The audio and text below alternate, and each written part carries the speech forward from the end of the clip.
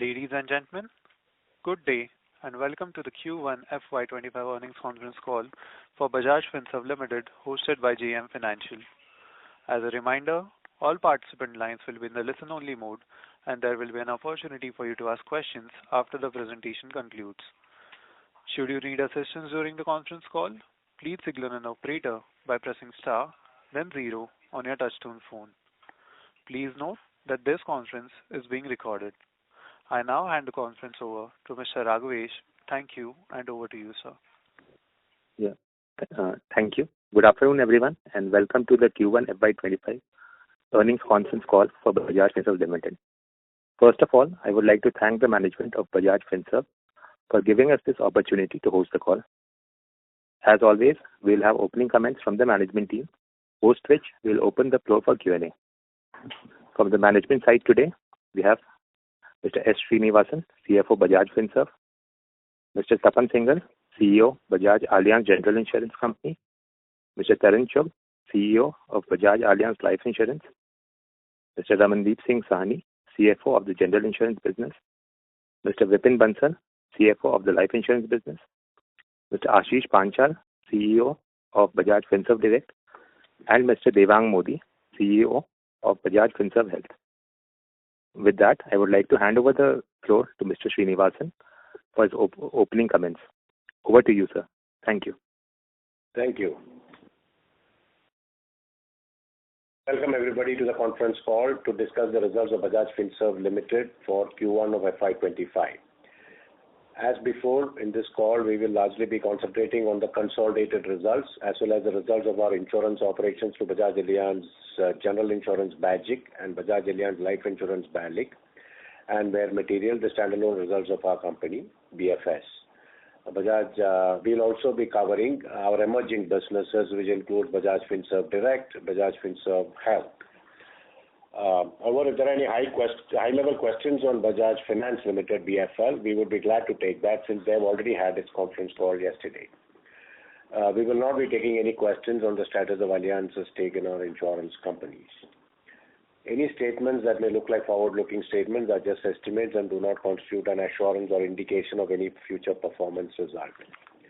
A word on Ind AS. As required by regulation in Bajaj Finserv, we prepare our financials in compliance with the Indian accounting standards. The insurance companies are not yet fully covered under Ind AS, particularly Ind AS 117 is not in operation. That will change the way insurance results are measured by both life and general insurance businesses. However, for the purpose of consolidation, both Bajaj and BALIC provide Ind AS compliant financial statements, largely focusing on the rest of the Ind AS. And the standalone numbers of Bajaj and BALIC we quote are as per the Indian GAAP applicable to them. Our results, the press release accompanying the results, and our investor deck have been uploaded on our website today morning. I would like to draw your attention to the newly revamped investor deck with more disclosures. We do hope you appreciate this and look forward to your feedback. Let me start with the key highlights of Q1 FY25. Q1 FY25 was a strong quarter for growth across all our major businesses. Risk metrics, however, varied across segments, and our companies focused on balancing risk with growth. Overall, I would say it was a mixed quarter. Bajaj Finserv's consolidated profit after tax for Q1 FY25 was 2,138 crore, which is 10% higher than the previous quarter. Excluding the volatile unrealized mark-to-market gains of Bajaj and BALIC, the consolidated profit after tax was 2,122 crores, which is up 8% over the same quarter of the previous year. The lower growth in PAT in the current quarter at a consolidated basis also has the following items. In the previous year, Bajaj Finance had raised capital through qualified institutional placement. Post this, the BFL shareholding in BFL is reduced to 51.34% from 52.49%. This has impacted consolidated profit by rupees 45 crores. You may recall that Bajaj Finserv has also subscribed to in the form of a preferential issue, which is to be converted into shares by May 2025, at which time this share should further go up by about 25 basis points. Cumulative losses from emerging businesses of Bajaj Finserv Health, Bajaj Finserv Direct and Bajaj AMC were 119 crore as against 82 crore in Q1 FY24 as the businesses are trying to achieve scale. These are within our annual operating plan, and as you know, we continue to invest in these businesses for achieving scale and to achieve the objectives for which they are set out. As mentioned in the BFL's investor call in Q1 FY24, Bajaj Housing Finance had a one-time deferred tax liability reversal of 73 crore, which did not repeat this year. This impacted consolidated profit by rupees 38 crores, profit after tax. Together, these items reduced by a year-on-year percentage in the consolidated profit after tax by 7% in Q1 FY25, and it is our hope that some of these items will not recur, being of a one-time nature. Coming to Bajaj, it recorded market-leading growth of 24% in gross written premium, touching 4,761 crore, and even excluding the bulky tender-driven crop and government health business, growth was strong at 22%. Its profit after tax increased by 39%. Bajaj continues to record market-leading growth of 26% in individual rated new business, and its net new business value grew by 11% in the quarter. BFL resumed sanction and disbursal of loans under the e-com and Insta EMI cards after the RBI released the embargo, and the issuance of this happened on 2nd May 2024. Its BFL's quarterly consolidated profit after tax was higher by 14%. BHFL, the housing finance subsidiary of BFL, has filed a draft red herring prospectus on 8 June 2024 and with SEBI and stock exchange for potential IPO of equity shares and is awaiting clearance. We would not, therefore, be able to take some questions on BHFL. Bajaj Finserv Health successfully completed acquisition of Vidal Healthcare along with all necessary approvals. The capital has been infused in the first quarter of this year, and the post-acquisition integration work has commenced. Now coming to the highlights of our consolidated financial results, which have been put up in our press release. Consolidated total income was up 35% at 31,480 crores. Consolidated profit after tax, as I mentioned earlier, is up 10% to 2,138 crore. Bajaj recorded top-line growth of 24% at rupees 4,761 crore. Profit after tax increased by 576 crore, and the ROE on an annualized basis was 21.3%. The combined ratio, as reported under the IRDA's guidelines, is 103.7 versus 100.7, largely because of some large commercial claims. However, on a pure NEP basis, on the basis of net earned premium, the company had an underwriting profit of rupees 16 crores and a combined ratio below 100%. Bajaj recorded top-line growth of 24% at rupees 5,018 crore on gross written premium, and the individual rated new business, as I mentioned earlier, was again up significantly above market and the private sector. The profit after tax was a 37% decrease at 97 crore versus 155 crore, and as you are aware, in the life insurance business, higher growth results in a higher new business strain, and therefore there will be a strain on the statutory profit, as we call it. The new business value was rupees 104 crores versus 94 crore in the previous year's first quarter, which is an 11% increase. BFL recorded 24% increase in consolidated net total income and 14% increase in consolidated profit after tax, with an ROE of 19.86%. Let me start with Bajaj now. Bajaj continues to balance growth with profitability and consistently delivers a superior overall performance versus the industry. Bajaj continued its growth momentum, recording above market growth in Q1 FY25, going at double the pace of the industry, 24% as against 12%. Its market share increased to 6.5% from 6% in Q1 of FY24. The growth is largely attributable to commercial lines at 19%, health at 48%, personal accident at 25%, and miscellaneous at 73%. The combined ratio, as I said earlier, was 103% on account of higher claim ratio. There is also an element of higher ceding, including ceding of a past book, which has reduced the net return premium for the quarter. This is a one-off adjustment, which is not expected to occur at the same level in the subsequent quarters. The underwriting profit was rupees 16 crores. And for your information, for the year FY24, the underwriting losses for the industry were 29,620 crore, and for the private sector, it was 10,760 crore as per the public disclosures. So it is in the context of this that the underwriting profit of Bajaj has to be seen. Aided by better underwriting result and higher profit on sale of investments, the profit after tax for Q1 FY25 increased by 39% to 576 crore versus 415 crore in Q1 FY24. Motor insurance business growth was muted due to Bajaj's tight focus on writing only preferred categories of business, particularly in the case of commercial vehicles. Bajaj continues to take a cautious stance and is not growing that line of business. Lower new vehicle registrations in Q1 and the base impact of Q1 FY24 also contributed to some extent for the muted growth of motor insurance.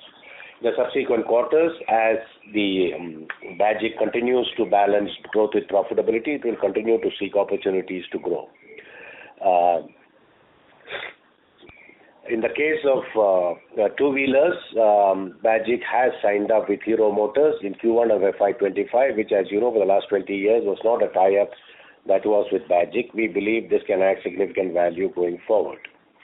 While Motors still continues to dominate the business mix, other significant movements in Q1 FY25 include increasing the health portfolio in the mix by 5%. Overall claim ratio increased to 77.1% versus 74.3%. The increase in claim ratio is mainly attributable to a few large property and liability claims. We do not believe such claims are recurring in nature, but it so happened in the Q1 of the year, but hopefully they will not recur in the next remaining 3 quarters. Bajaj's AUM, including cash, increased by 11% to 31,651 crore as on 30th June 2024 versus 28,611 crore. Bajaj continues to drive the theme of caring the viewers on the foundation of customer obsession through innovations in customer experience. Accordingly, Bajaj continues to have the lowest grievance ratio in the industry consistently year on year. Many of the initiatives in which Bajaj invested in the last 18 to 24 months, which includes largely also the focus on smaller tier towns, distribution expansion, doing more with bank assurance partners, and strong presence in large ticket corporate segment, continues to be monitored closely, and we expect will continue to contribute in the coming quarters to both growth and profitability. These are all long-term initiatives, and Bajaj has calibrated growth in this for the quarter, especially in the motor segment. In a market where asset insurance is intensely price competitive, where incidents of frauds are high, and where the market often goes into irrational pricing, this operating result, we believe, displays Bajaj's commitment to a balanced, profitable, and sustainable growth on the back of a deep and broad distribution and prudent underwriting while focusing on best-in-class customer service. In summary, a solid result from Bajaj in terms of top-line growth and strong profitability metrics. I must, however, reiterate that insurance is a long-term business, and we remain steadfast in our commitment to drive profitable growth, create sustainable value, and always prioritize the interest of our policyholders. Let me move to BALIC next. BALIC continued its strong market-beating growth trajectory and reported an individual rated new business premium growth of 26% against the industry growth of 20% and the private industry growth of 24%. Its market share in IRNB terms increased from 8.9 to 9% in Q1 FY25. BALIC was ranked 5th among private players on IRNB basis and 4th on retail regular new business policies in Q1. The company's growth was secular and driven by all key channels, with agency growing 15%, institutional business growing 27%, and BALIC Direct growing 75%. On the back of continued strong renewal premium growth of 30%, BALIC GWP grew 24% during the quarter. The consistent growth in renewal premium reflects the improvement in persistency year on year that BALIC has been displaying over the last 5 years. In terms of new policies, BALIC grew 8%, and the number of policies in Q1 FY25 was 1.55 lakhs. During the current quarter, BALIC's NBV, as I mentioned earlier, grew by 11%, and the growth in NBV is mainly due to high business growth and change in the channel distribution mix. Overall, in terms of product mix, it was 23% par, 19% non-par savings, 6% term, 5% annuity, and 47% from ULIP. We have seen across the market all companies showing a higher proportion of ULIP because of the strong performance of equity markets, and therefore this quarter has seen a higher proportion of ULIP for us as well. BALIC has been increasing its focus on protection business with 5-year CAGR of group protection business at 10% and retail protection at 91%. During the quarter, the retail protection business grew 30% on a QOQ basis. BALIC has been scaling up agency and the direct channel through investing in people, processes, and deepening existing channels. It has led to BALIC building up one of the largest agency channels in the private life insurance space with 1.5 lakh agents. BALIC is also building on the data and analytics for the direct sales through upsell and cross-sell initiatives.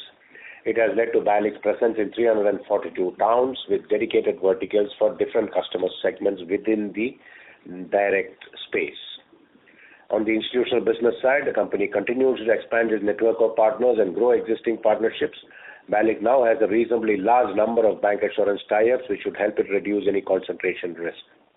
During the quarter, BALIC has further tied up with Federal Bank and Yes Bank as a bank assurance provider. On the persistency front, there has been improvement across most cohorts with 13-month persistency at 85% and 61st-month persistency at 52%. If you do see a small blip in the 37-month persistency, it's largely because last year's 25th-month persistency was affected due to a certain book of business that we had written a few years earlier and which we have since degrown. The profit after tax was lower, mainly account of higher new business strain due to business growth and product mix, partially offset by higher profit release from past business, shareholders' investment income, and ULIP charges. BALIC ended the quarter with an AUM of 1,17,000 crore. One of the questions investors may be wanting to know is the impact of the new surrender regulations. The changes in the product regulations require surrender values to be paid from year one and also define the method of calculating special surrender values. We welcome the new regulation from IRDA as it enhances the product proposition from customer point of view and it's positive for the industry in the long run. BALIC margins have been consistently expanding over the last 4 to 5 years from 7% in FY19 to 15% in FY24. The changes in regulations in the short term may temporarily impact the margin expansion.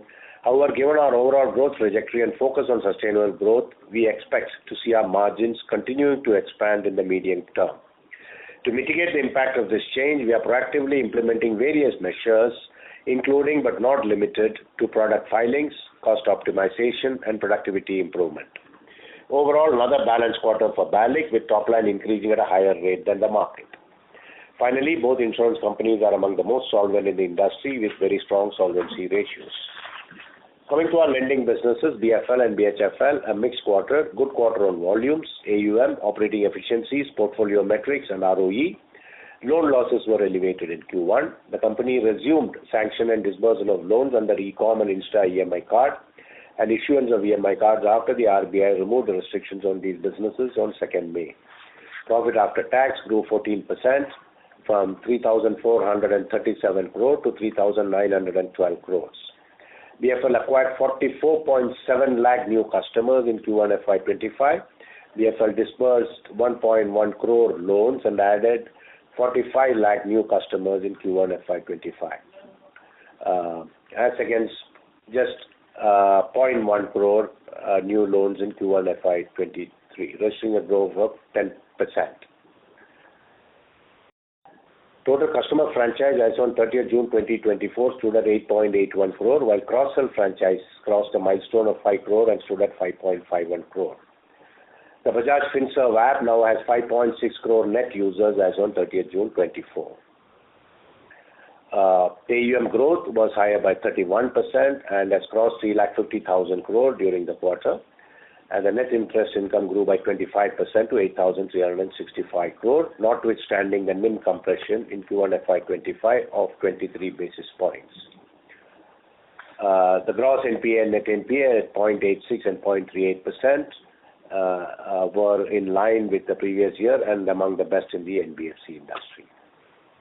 The loan losses and provisions in Q1 were elevated primarily on account of muted collection efficiencies, and stage 2 assets in Q1 went up by 864 crore over Q4. BFL has taken steps to strengthen collection efficiency, slowing down rural B2C business and other steps which we expect will yield results in H2. The company remains watchful across portfolios and also proactively pruning segments. BFL's capital adequacy remains strong at 21.65%. Bajaj Housing Finance, BHFL, the 100% mortgage subsidiary of BFL, continues to do well. It has filed the DRHP on 8 June 2024. Its AUM grew 31% to 97,000 crore as of 30th June 2024 from 74,124. This company is just 7 years old and is already close to touching a lakh of crores in this quarter, the coming quarter. Profit after tax was 483 crores, which is 5% higher. Nevertheless, the profit before tax was up 20% because of the one-time tax adjustment which I mentioned earlier. BHFL's capital adequacy ratio was 23.82% with Tier 1 capital at 23.2%. It continues to track excellent loan loss metrics with GNP and NPA at 0.28% and 0.11%. In summary, another very strong quarter for BFL and BHFL. Coming to Bajaj Finserv Health, it carried out 26.6 lakh health transactions versus 10 lakhs in Q1 FY23, having 3.08 lakh monthly active users. Obviously, this quarter, the transactions can be also attributed to the acquisition of Vidal Healthcare during the quarter, which now, at 26.57, it stands about 9 lakh transactions a month. Bajaj Finserv Health is also expanding its provider network, which includes 107,000 odd doctors, 5,838 lab touch points, and 16,813 hospitals. The acquisition of Vidal gave access to a substantial number of hospitals to Bajaj Finserv Health. Utilizing the network strength, EBH is now able to offer and service differentiated product plans both for retail as well as to corporates for employee health benefits management. Bajaj Markets, our other subsidiary, Bajaj Finserv Direct, attracted 72 lakh consumers on its digital platform, of which 1.7 lakh became customers. BFSD lending, unsecured, secured, BFL and partnership disbursement for the quarter stood at 1,789 crore as opposed to 1,636 crore. It sourced 42,294 cards and has started selling the cards of BFL again, which were temporarily restricted by the RBI restrictions on BFL. Bajaj Finserv AMC, its AUM has crossed 12,000 crores as of 30th June. It has launched 2 new passive equity funds, the Nifty 50 ETF and the Nifty Bank ETF, and as well as a large and mid-cap fund. All the NFOs have received very good traction. And as of Bajaj Finserv Asset Management, AUM was up 26% QOQ. It is ranked 27th out of 43 on 30th June 2024. I will now hand over the questions to the audience, but before we open for questions, considering the paucity of time, may I request the audience to keep the questions brief so that we can cover more queries during the call, and please avoid asking questions which have already been answered. Thank you very much. Thank you very much. We will now begin the question and answer session. Anyone who wishes to ask a question may press star and 1 on their touchtone telephone. If you wish to remove yourself from the question queue, you may press star and 2. Participants are requested to use handsets while asking a question. Ladies and gentlemen, we will wait for a moment while the question queue assembles.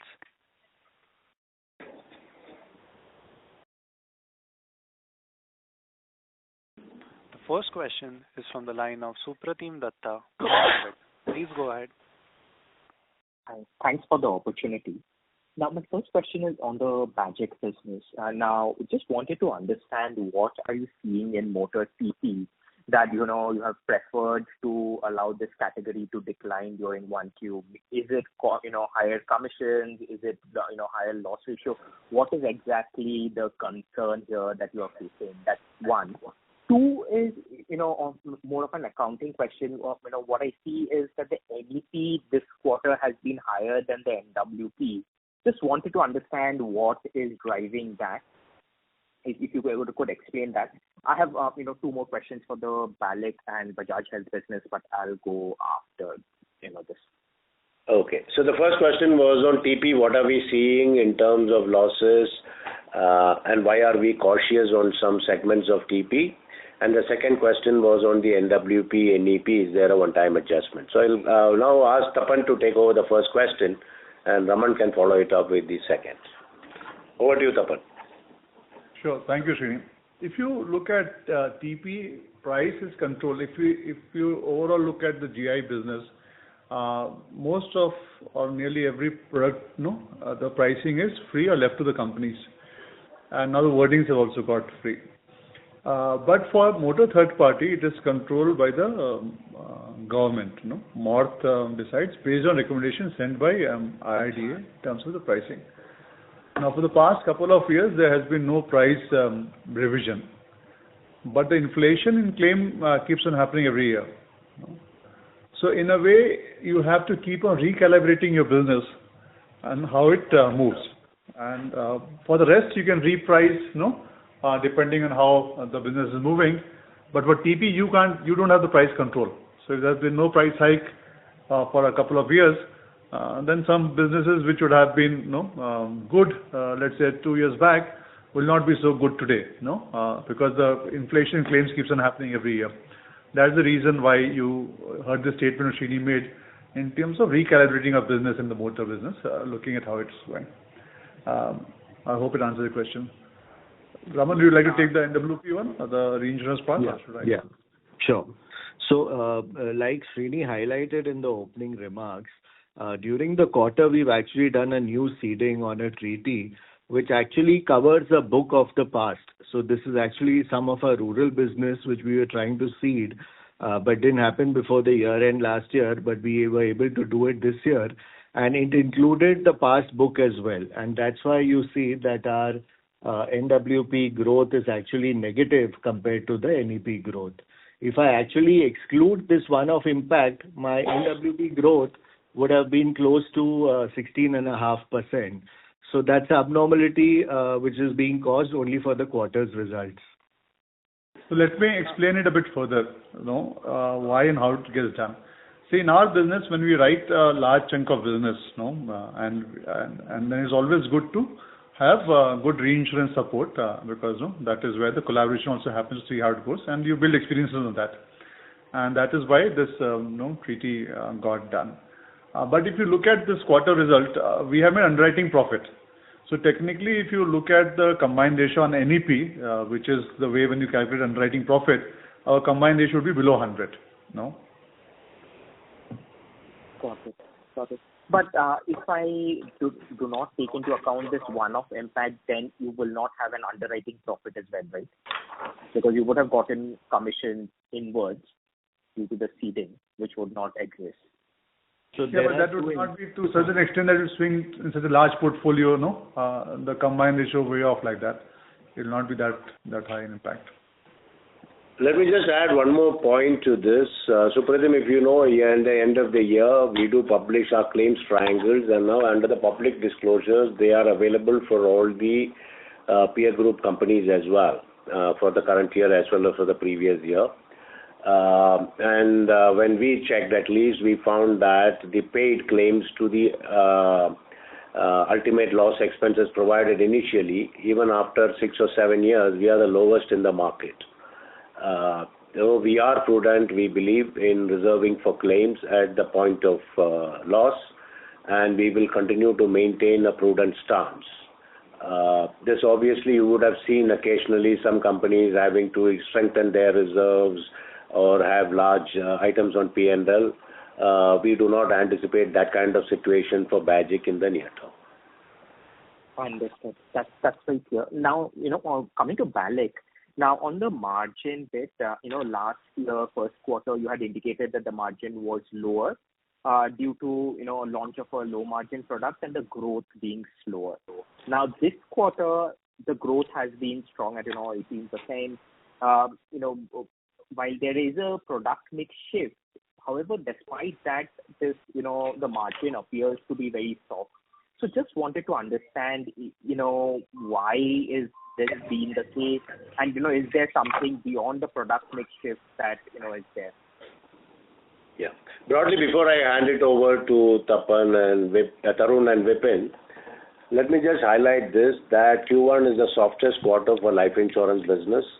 Last year, we did have a launch of a unit-linked low-margin product. This year, the market on the whole, we have seen is shifted towards lower-margin products because of consumer demand. We have seen, at least whatever results have come down, we have seen margins softening across the companies that have already reported results. And it will be for this quarter and possibly next quarter an industry phenomenon. Tarun, would you like to take it? Sure. So I think it's on the same lines as Srini mentioned. I think it's largely driven out of the mix that we spoke about. And it is also important that where is the mix coming from into ULIP. So, you see a bulk of that mix coming from the savings side, and that's where the delta is. And first quarter is always a small quarter. You still continue to run the fixed costs, and that's why the swing can be very significant in the first quarter. I think as we go through the year normalizes and there is better absorption of cost. So I think that is where the normalization should happen.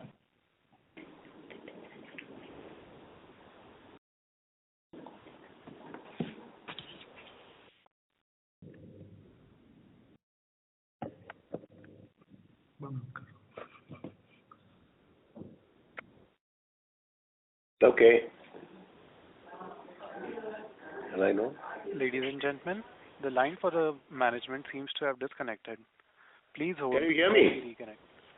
Yeah, No, Srini is there. Yeah. No, we are there. I'm also here. It's not disconnected. So please ask questions. If you can hear me. Yes, sir. I can hear you now. Yeah.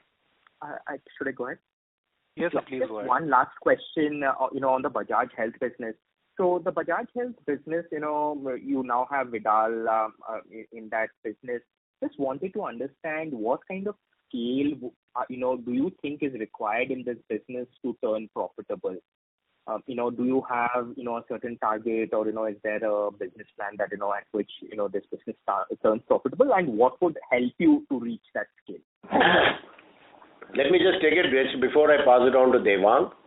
I think the acquisition of Vidal now gives us the complete toolkit required to operate across the health care spectrum in terms of services, products, platform provision, and management of claims, apart from managed care services. We already have OPD and wellness, which we have invested in. Now, the acquisition of Vidal, the integration is going on, and we will eventually come out within the next 6 to 9 months, complete long-term plan, which will give us the visibility on the break-even. Devang, would you like to? Yeah, it's a valid question, and of course, operating leverage is going to be the largest trigger.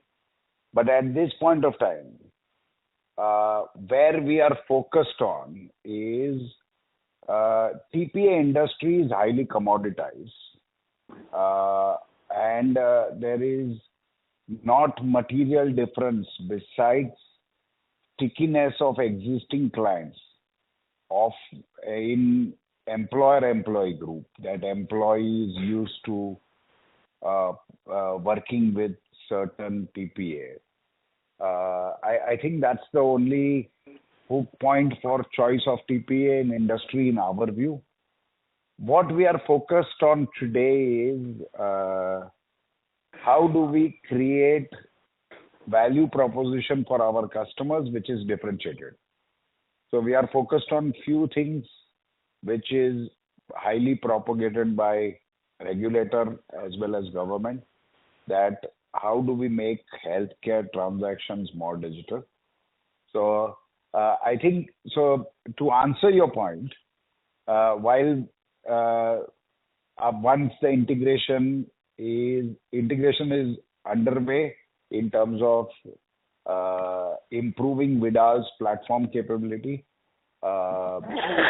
creating differentiated product for their customers. So these are the two important tasks of integration. And as Srini answered, that in next 3 months, now that we have visibility and thought process of what together we can take to market, we will do the long range plan, which would mean also running the Excel numbers. Most important thing we are focused on currently is that how do we differentiate in the market?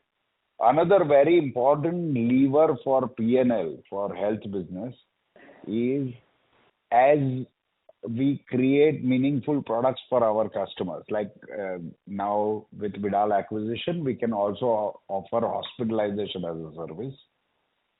Similarly, we have lined up for ourselves services which we can offer to our same customers. So last quarter, we have launched diabetic care as a service, which is a fully managed package, which our customers, employers or insurers can offer to their customers. Similarly, we have a plan to launch 1 or 2 services every year. Now, that requires investment. For example, in H2, we will be focused on providing maternity as a service. Now, that requires a completely new dimension of network providers to be enrolled.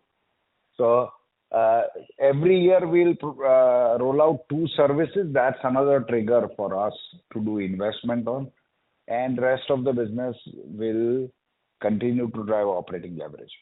Our loss rate, quarterly loss rates are reducing YOY by at least 20-30%, and that trajectory will continue. But we are focused on launching more services and creating differentiated products. So, that's the focus of the organization at this point of time. Hope I am answering your question. I'm not giving you any revenue number at which we will break even. The reason is it will depend on our investment horizon rather than just a optimization of our operating leverage. Understood. That's very helpful, Devang. Thank you. Thank you.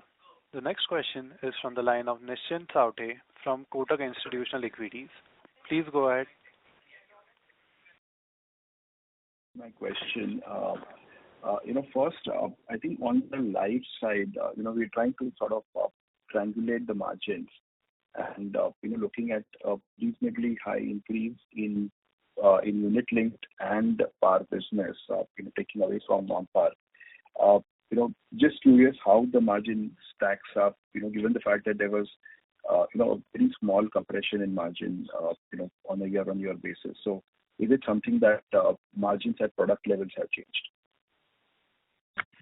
So, Nischint, I think, margins are a function of a lot of things, including what are the current interest rates, what we are able to earn, what do we offer to customers, right? It's a function of all of it. Over and above, we will also have the distribution mix that plays a lot of role. So, I think at a broader level, like I answered to Supratim earlier, we do believe that Q1 is too early to react on any impact on margins, because this is the very smallest quarter for our business, and there'll be a huge impact on the way fixed costs.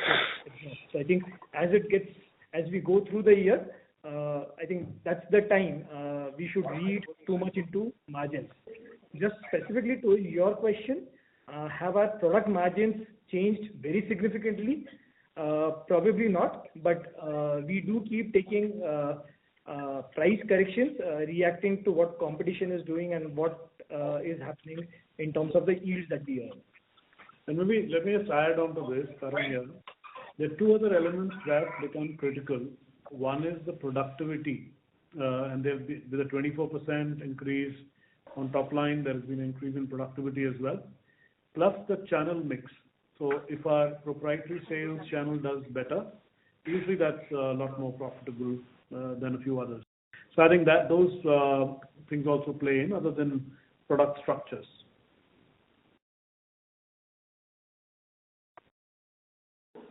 Okay, so just a related question on the agency side, growth this time was around 15%. I guess we have been stepping up a little bit more now. So is this kind of a mid-teens agency growth that we're looking at year and after? We don't make a projection on growth of channels and otherwise don't talk of forward-looking statements. But having said that, yes, the 2-year CAGR on agency has been at 19%. Our focus is always to ensure that we, despite being now one of the largest agencies, look at the base effect, get into more cities. We run multiple agencies, we don't run one. So a lot of these will play out over a period of time. But I don't think I can make a statement on in terms of growth rates on a call like this.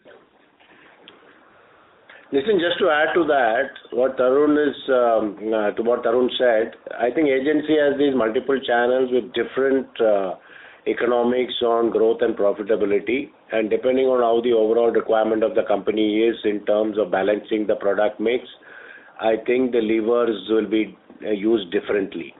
So more than the overall growth, it's a balance between growth and profitability that you should see. It was a channel which was said to be across the industry, not possible to make money, but I think now we are into double-digit margin territory there, and we would like to keep it growing in that space. And Axis Bank seems to have stepped up this quarter. Yeah, so is that a question or a statement? No, it's a question. No, so Axis Bank, we are where we are. We usually tend to keep our market share between 25 to 30%. And as Srini, I think, mentioned upfront in the call, that we're very clear that we do not want to be one bank channel led, unlike our peers who are largely skewed, and that brings a lot of risk to the business mix. Kind of, it is better to be distributed always. And that's how we are going, and I think Axis has been keeping in stead. One is on health insurance. If you could kind of, help us understand the trend in health loss ratios. Is it a mixed change, or is it something that, we are able to see some, whether there's a deterioration or improvement in the retail health loss ratios? And just finally on Bajaj Markets, we're looking at organic visits and transacting customers sort of going down. So, how should one look at this and whether we need further investments on this? So those are the two final questions. Right. Tapan, would like to take the health? Tapan or Raman? Sorry, can I just get a question again? Yeah, sorry. On the health side, if you could break the loss ratios between retail and group, and the change in loss ratio this quarter. So basically on the retail side, have we seen an improvement or deterioration in the loss ratio? And if possible, you could break it between retail and group. Yeah. So if you look at the retail loss ratios, it is a combination of the year of policies, and that is across the industry. Your first year policies has a lower loss ratio. Second year goes up, third a bit more, and fourth goes up.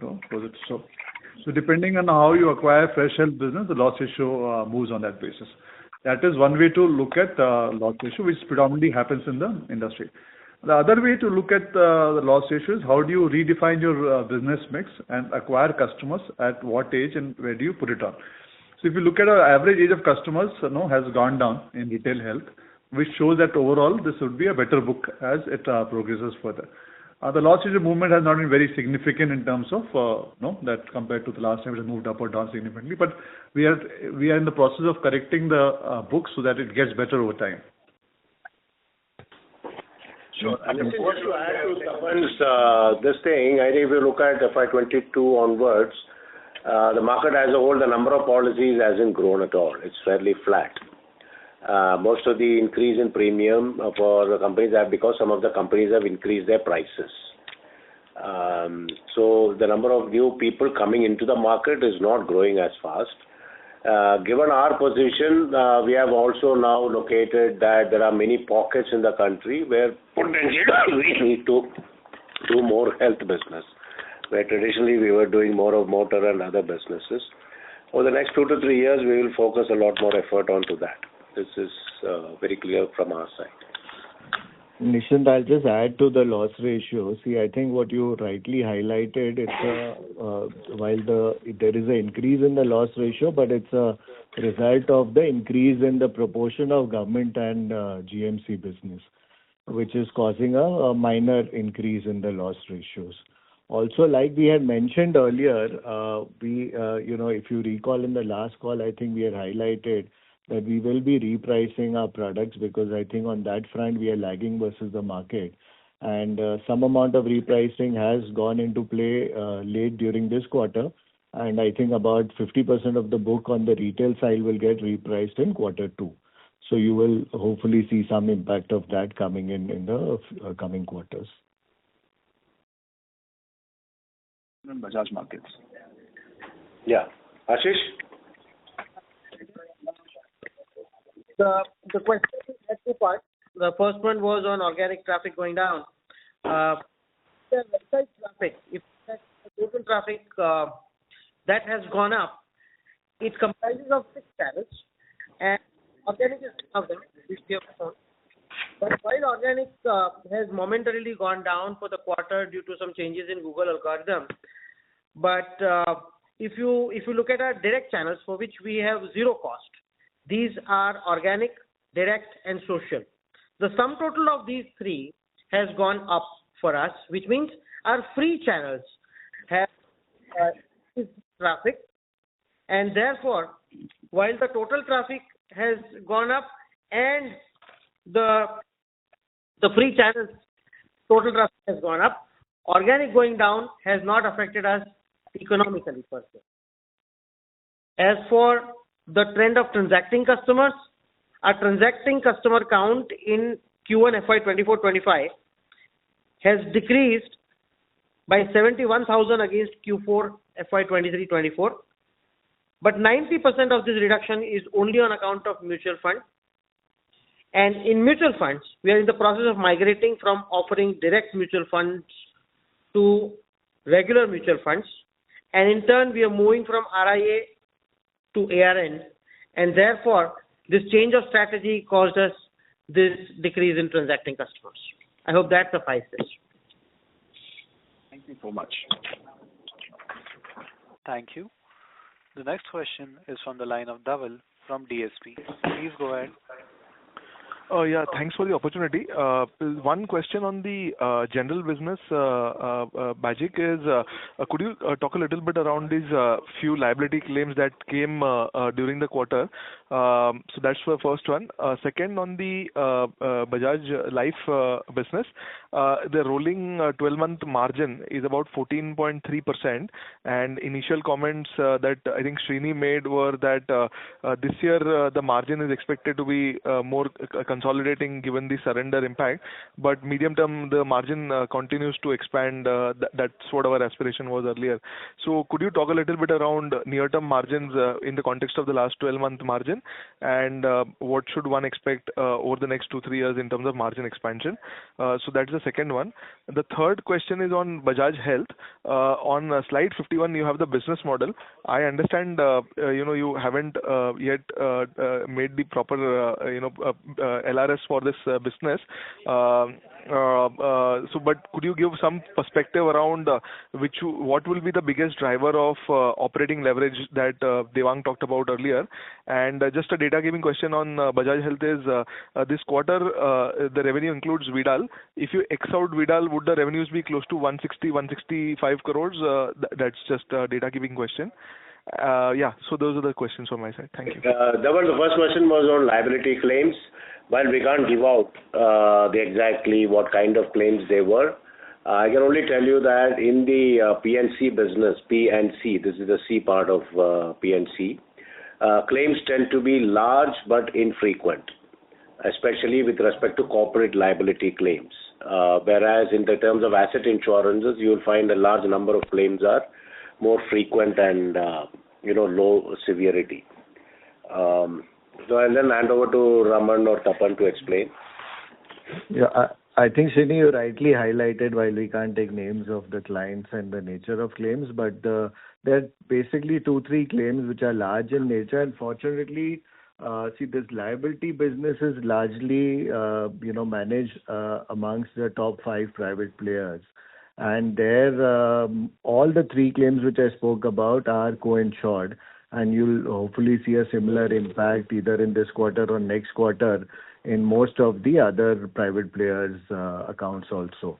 But like we said, they seem to be one-offs and hence don't seem to be an area of worry at this stage for us. And usually they take time to settle, so eventual settlement, depending on how the company is reserving, could be less as well. But that takes time because these are all matters of their own liability and contracts. The second question was on live. We can't give any picture on margin, but if Vipin or Tarun would like to highlight that. Yeah, Srini, so I'll take that. Yeah, and you're right. We can't talk about numbers, but see, I understand that there is a concern on the SSV that is coming in. So what we're being is a little conservative in the way we are talking about this year. A lot of this is yet to pan out, which is why the statement from Srini that there could be lesser of an expansion. Let me put it this way. See, as a company, if you look at a motion of the movement on our NBM, we've only been going up, and the last 5 years our margins have grown significantly in terms of sheer percentages. And although we largely look at NBV, what you will find is that our expansion of margin shall continue. But maybe for the short term this year, we'll wait and watch, and we are not making any significantly optimistic forward-looking statements, even directionally, for this year. Maybe there will be a little bit of pause before it starts expanding again. That's the way I'd like to answer.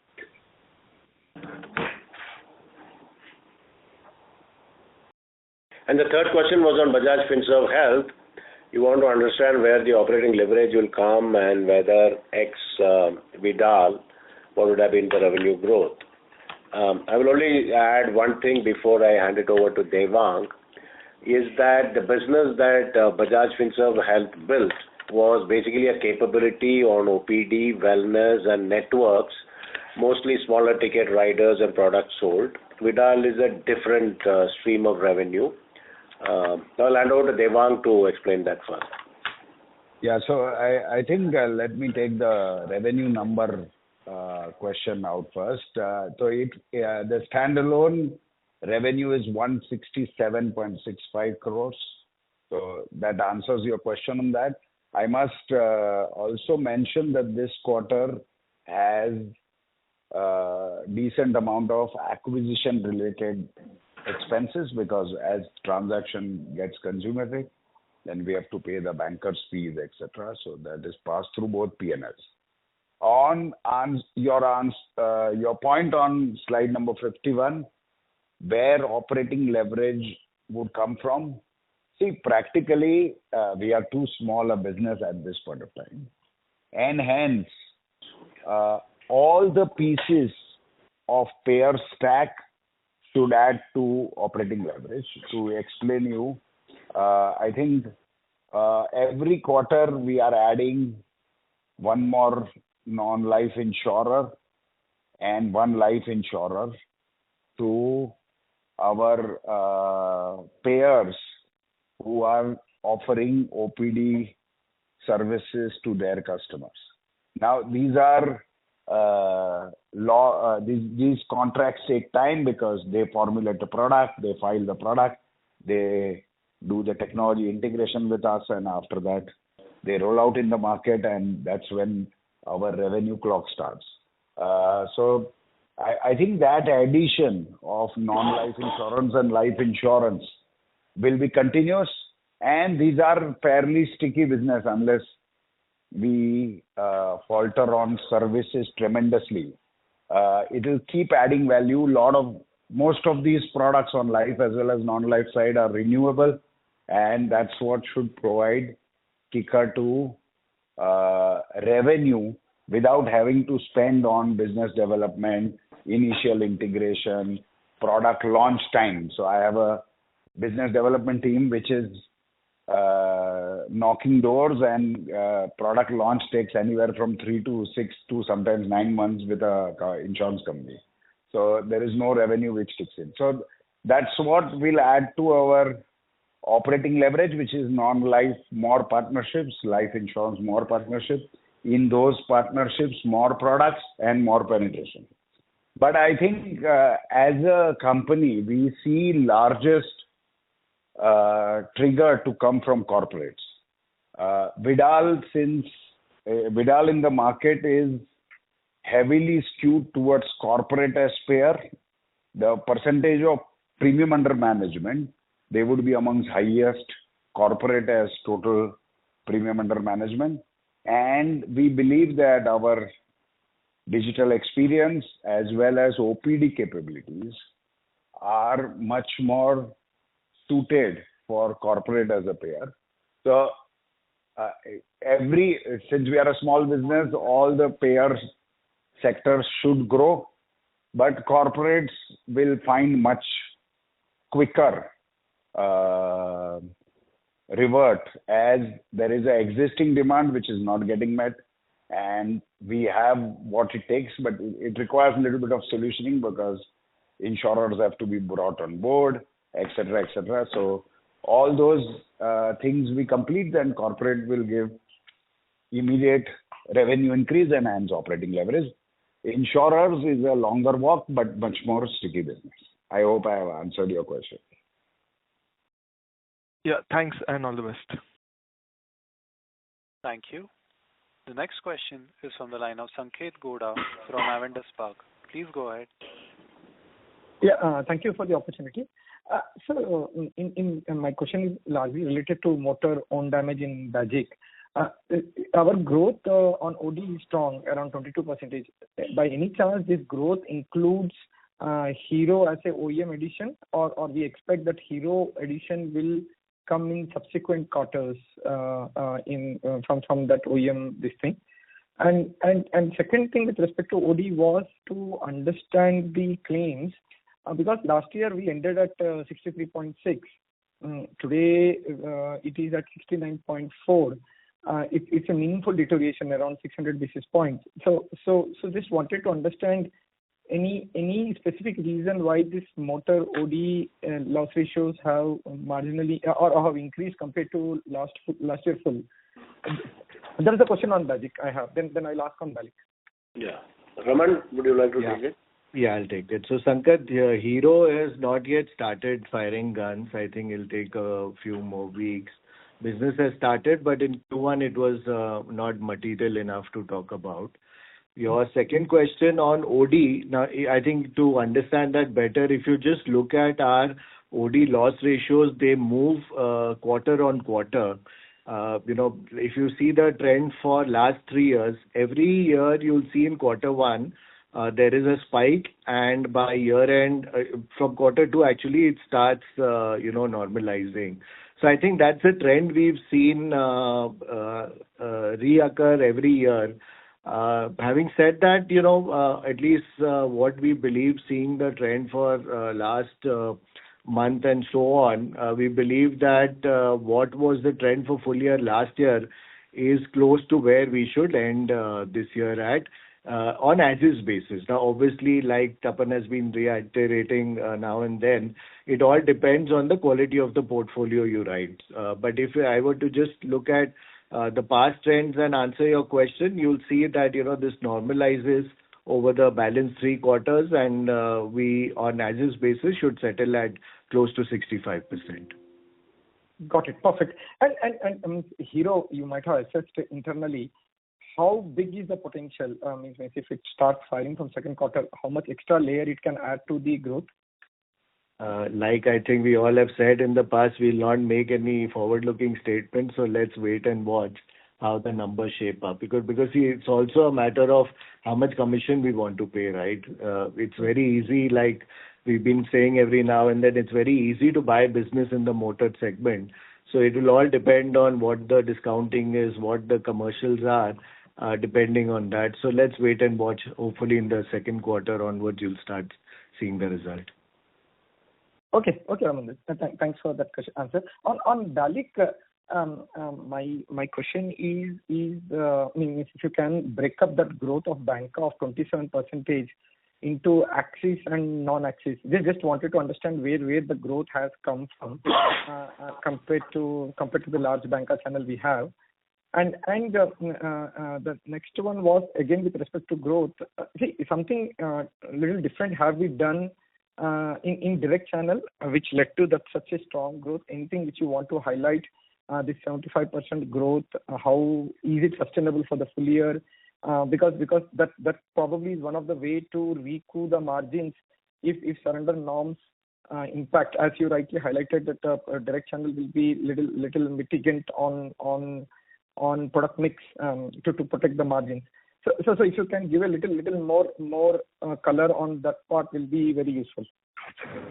Okay. See, it's always not, we can't be so transparent that we tell you exact percentages of all our banks, and honestly these keep changing. But I mean, broadly speaking, Axis is of course our largest contributor, and I mean a little less than all our other banks. Banca business comes from, less than half of that comes from Axis Bank. But we do have partners in aggregator space, in the broking spaces, etc., which are not adding up to that. So overall, this share is on overall basis, Axis would be under 23%, which is what we've always been saying. And banca would be banca, broking, everything would be close to about 50-ish, 45% to 50%. It varies, depends on the. This quarter was 45. Now on the direct business, see, direct is something we've been working on for quite some time, and we've been actually quite positive in making a lot of investments, adding a lot many verticals. We started a defense channel as well. These are customers who are existing with us, and we have to get more and more efficient about servicing them and upselling them new products. And as our product, mining has been going on, we've been able to decipher where there are more possibilities of developing efficiencies in this channel. We do expect this channel to remain relatively faster growing versus the rest of the other businesses, namely agency and institutional business. But yeah, these are exceptional growth rates we've been able to get this quarter. I don't think that kind of level will be sustainable any further. Got it. So is it fair to assume that if direct grows at a faster rate than the other channel, then any margin loss because of the surrender norms can this play a role in recouping a bit from the surrender norms? To an extent, you're right, but it's not entirely that story because it's also a product mix play that is there. Direct sells a lot more ULIP, and because there are no commission payouts there, and usually surrender commissions costs. It's a very complicated ride in the way things will pan out after H1. Among all of these, yes, direct tends to get a positive benefit of all of these three. Okay. And lastly, if I can squeeze one, I'm trying my luck. If you want to answer, you can answer that. So you can say you're not lucky anyways. No. Just if you can quantify by any chance the impact of surrender norms on your margins. See, that means on FY24, I mean to say that 14.6, assuming you don't do anything with respect to payouts and all those things, worst case, what is the number you could see? Sanket, you correctly said you were trying your luck too hard. That there could be a slight pause in the growth, but the expansion is going to be back. A lot has yet to be seen on the way commissions pan out, in the way productivity span out, product mixes span out. There is this huge underlying surge in the market, given the fact that the Sensex is at the top. So units are flying off the shelf. So it's going to be a combination of a lot of factors. Even if I was to make a statement, I would be 100% sure it won't be correct. Okay, sure. Yeah, Sanket, the only limited point there is that a lot of the surrender is based on surrender values. And so these are all actuarial reserving that needs to be adjusted now. As the business builds over the next few years, if there are no actual surrenders which are much higher than where we are today, then that amount is not going to get paid out only at maturity, which is already built in. Okay. So this is a game of actuarial reserving and actual results demonstrating that for the industry as a whole, for this particular product lines which are affected, will play out over the next few years. Like all industry specific things, it is not one company which is getting affected, and we'll all adjust. Last year there was a big this thing about tax on traditional products. In reality, I think you can see in hindsight, we all adapted. So how margins will evolve is we will adapt. And how we will adapt will vary from company to company, but eventually the focus will be in improving the margin while continuing to grow better than market. That remains or rather the NBV should grow faster than where we are today. That is our primary objective. Got it, Srini. Thanks for the answer. Thank you. Before we take the next question, we would like to remind participants that you may press star and 1 to ask a question. The next question is from the line of Madhukar Ladha from Nuvama Wealth Management. Please go ahead.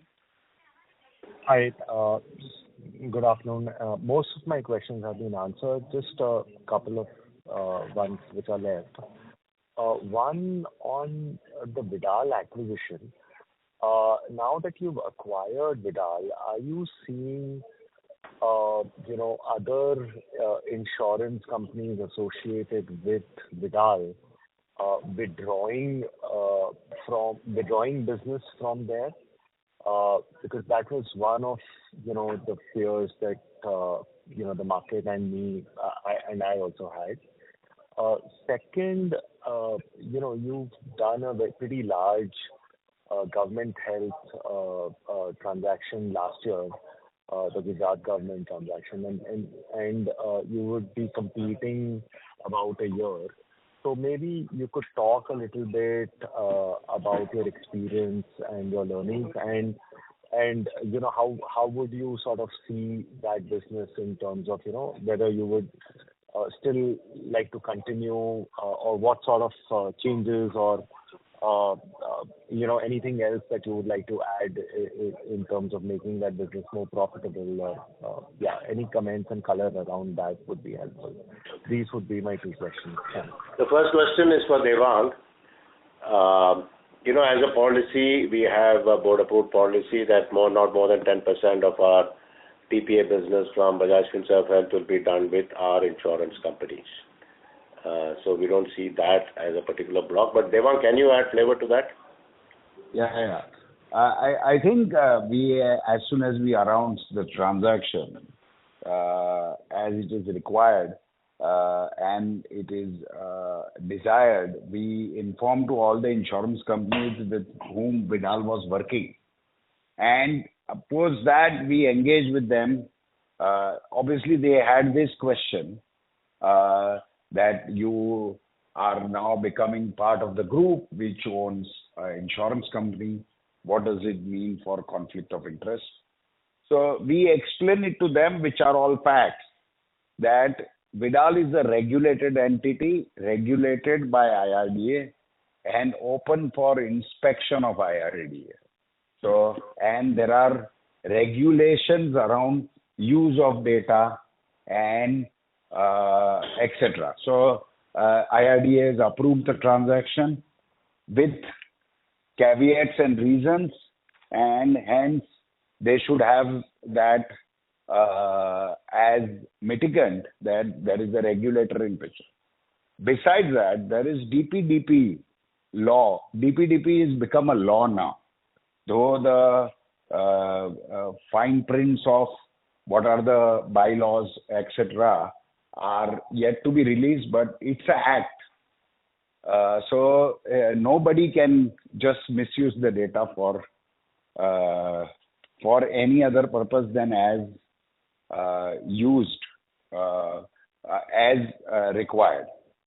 Third thing, so our Vidal's customer had these questions. We have answered them.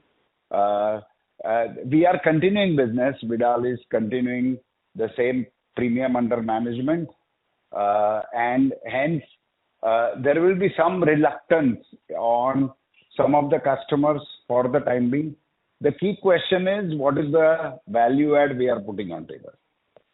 And this risk, in our mind, was thought out risk, because even for OPD services, while we started our business with Bajaj, because we co-created a product, every quarter we are adding one non-Bajaj health insurance company and one non-Bajaj life insurance companies.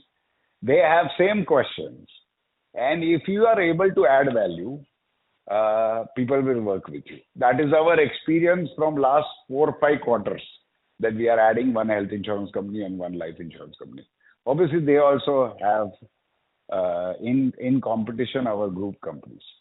And I think market is becoming mature that we are a listed company with Nifty 50 presence. Fact that group has impeccable brand imagery. And I think so it should be mitigated. When I approach any insurance company, this is the first question they ask. Over a period of time, with 3 to 6 months of business development, they come on board. So yes, it's a legitimate question which customers will have. But if you are able to add value, people will work with us. In our group, in lending business, we bank all the checks of customer EMI into some bank only, and those same banks we compete for our loans business. So this is all, since there is no group having services business in the market, that's why it is a legitimate question from customers as well as the question you are asking. If we are able to add value, they will work with us, and that has been our observation till now. I hope I have answered the question you asked. Oh, got it, sir. And the next one on the group, on the government group, if you look at our company's philosophy, and over time we have said it also, we are into all lines of businesses. And no, you have never seen us say that we are walking out of a business or we are entering again. And I've seen our past lot of our peers do that. But we always consistently stay in all lines of businesses, and we learn from it, and we keep on looking at what to do next. That is how we also in government health business. Gujarat is not the first one. We have done Jammu and Kashmir before. We have done other states also before. So it's a continuous process of doing business.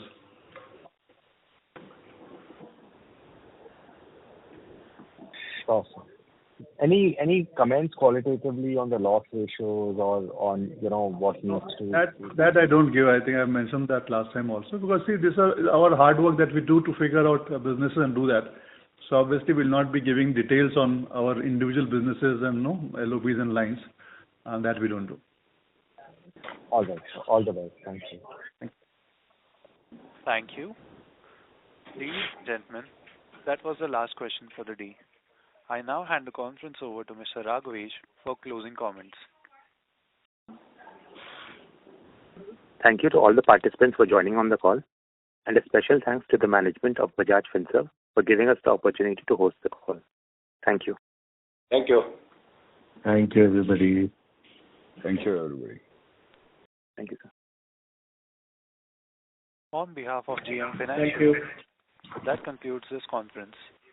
Thank you for joining us, and you may now disconnect your lines.